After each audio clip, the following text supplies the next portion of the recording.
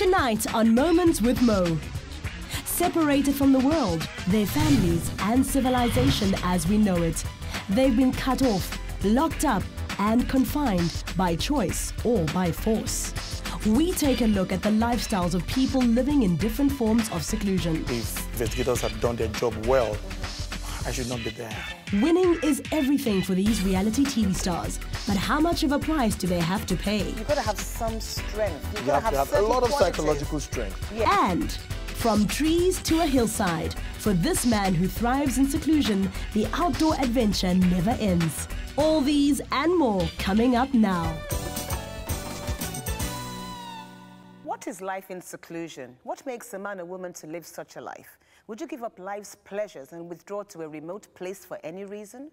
Tonight we take a trip out of our comfort zones as we step into the world of people with lives of varying degrees of seclusion. Let's begin with voluntary seclusion. Our first story takes us to Michael Belima's reclusive habitat in the hills of northern Nigeria. Former employee of Nigeria's power company, he lived in a tree for an entire year before moving to the hills where he has lived all by himself for a number of years. Amazing story, right? Let's take a look at this. Hello, ladies and gentlemen. We're in Pangshin local government area of Plateau State, a remote village called Showreel, where we're in search of a man called Michael Belema. Now, we hear this man lives somewhere up in these hills all by himself. Good afternoon, sir. Very nice to meet you. It's my pleasure to meet you. So, why did you come and live up here? So, what if, for instance, he got somebody to build him a proper house on top of these hills? Would he like it, or does he like the fact that he lives in a hut?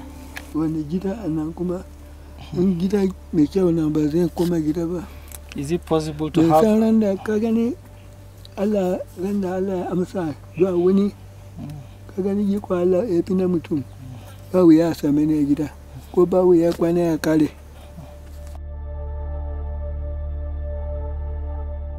Well, here to tell us about Michael Belima's habitat is Damilola Amele, one of our producers who went to spend some time with him.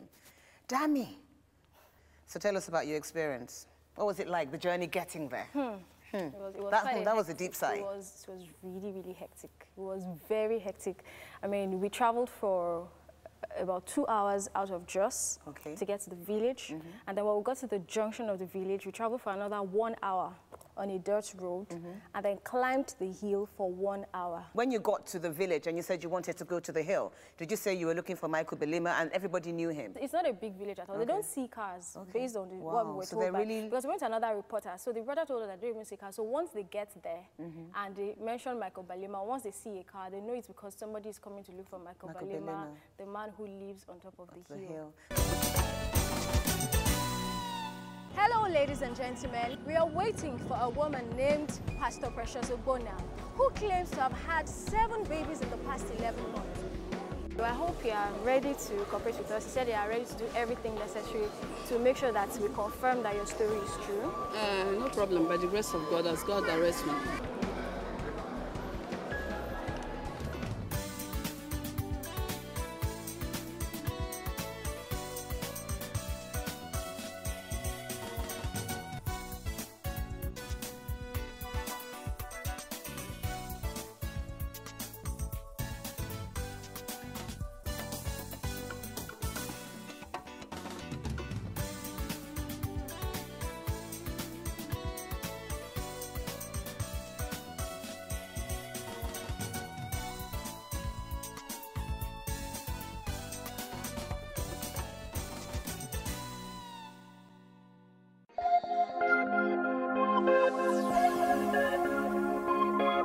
Prepare for a ride and some world-class entertainment as we welcome the biggest and brightest stars to one of Africa's most talked about event.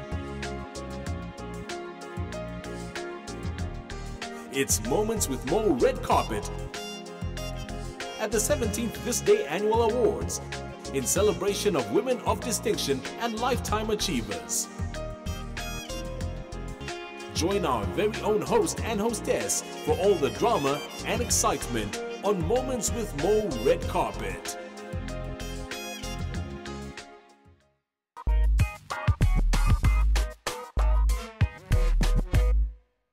Welcome to the biggest red carpet event of the year with Nigeria's leading elite. And you're watching the first ever episode of Moments with Mo Red Carpet Special from the 17th Annual This Day Awards. Tonight, This Day is celebrating 55 women of distinction and 35 lifetime achievers. From the red carpet to center stage, we're going to take you on a fabulous journey. I'm Yomi Owope. And I'm Tracy Nwapa, and you're watching the 17th Annual This Day Awards from the red carpet.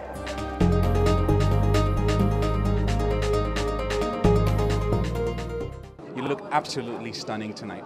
Thank you. Thank you. So what do you think of the term woman of distinction, and what do you want to say to other women who are receiving this award with you tonight? I think it's hard work.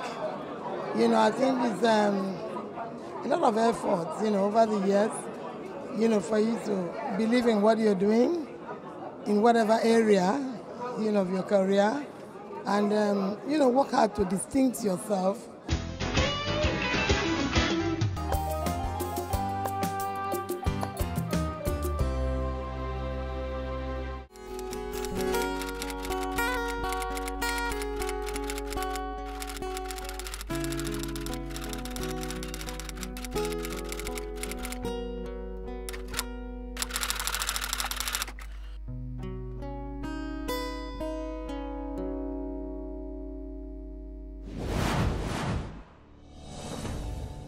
We at Inspire Africa, in partnership with our sponsors Diamond Bank, bring you another episode of Niger Diamonds. Hello, I am Moabudu, the executive producer of the show.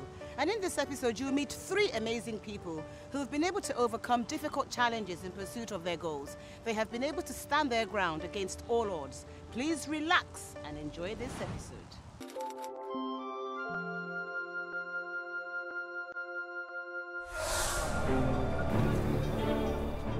Sunana Garba Hudu. Ina aikin bada hannu. Kuma ina buga ball ɗin guragu na hannu. My name is Amadou Zakari. Before I start trapping, I start sell biro for inside the hotel.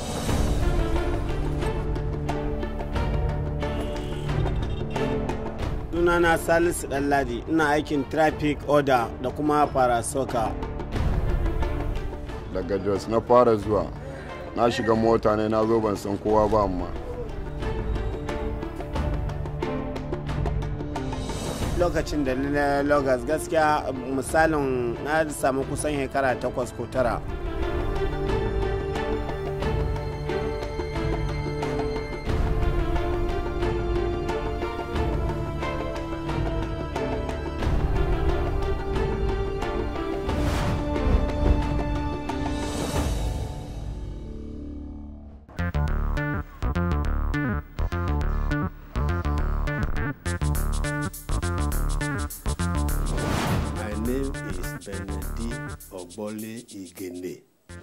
Pa Benedict Ogbole Igene has loved education since he was a child growing up in a village in Edo State.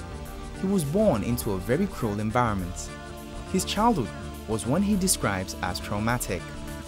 He had to travel 5 miles to attend primary school, but the journey was difficult for him since he was a sickly child.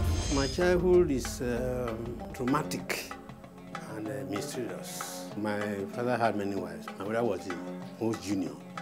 They didn't want me to be born. And I was finally born, and they abandoned her so that the child could die.